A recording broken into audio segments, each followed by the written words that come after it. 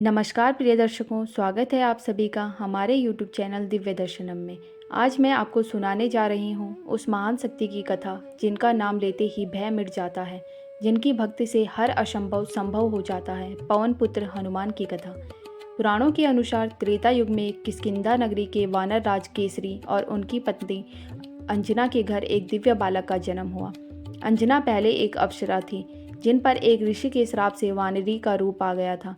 श्राप मुक्त के लिए उन्हें भगवान शिव की भक्ति करने का आदेश मिला। वहीं दूसरी ओर उसी समय राजा दशरथ ने पुत्रेष्टि यज्ञ करवाया।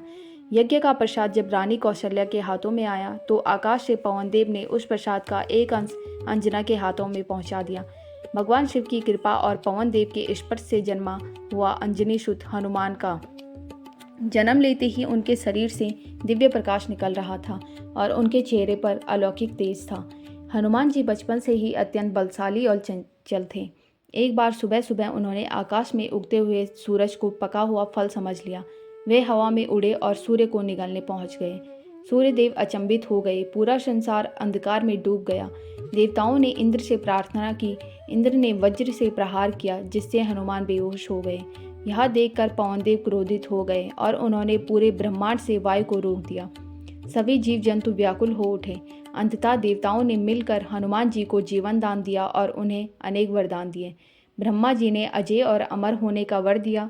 वरुण देव ने जल में अजय रहने का वर दिया। कुबेर ने अपार बल का वर दिया। विष्णु ने अद्भुत गति और पराक्रम का वर दिया। हनुमान जी केवल बलवान ही नहीं बल्कि अत्यंत विद्वान भी थे।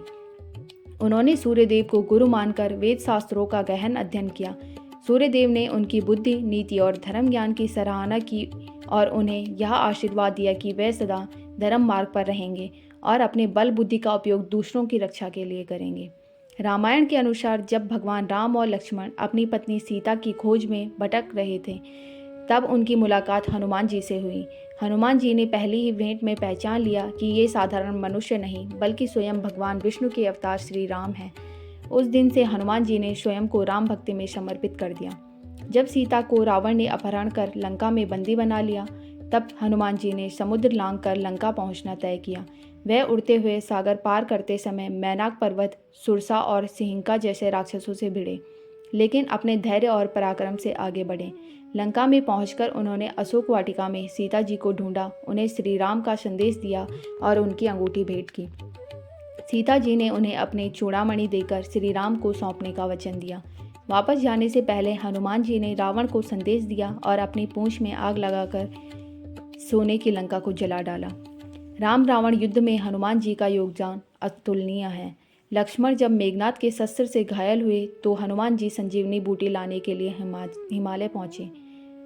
औषधि पहचान न पाने पर वे पूरा पर्वत ही उठा लाए।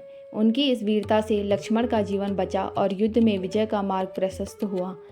हनुमान जी हमें सिखाते हैं, भक्ति में शक्ति है। सच्चे मन से भगवान पर भरोसा रखने से कोई बाधा असंभव नहीं। निस्वार्थ सेवा, बिना किसी स्वार्थ के दूसरों की मदद करना ही सच्चा धर्म है। साहस और धैर्य, कठिन परिस्थितियों में डरना नहीं बल्कि समाधान ढूंढना। आज भी हनुमान जी का नाम लेते ही भय मिट जाता है, मन में ऊर्जा भर जाती है। अगर आप अपने जीवन में शक्ति, साहस और सफलता चाहते हैं तो रोज ओम नमो हनुमते नमः का जाप करें और मंगलवार शनिवार को उनका स्मरण करें, क्योंकि जब तक बजरंगबली साथ हैं तब तक कोई भी बुरी शक्ति आपका कुछ नहीं बिगाड़ सकती। जय श्री राम, जय हनुमान।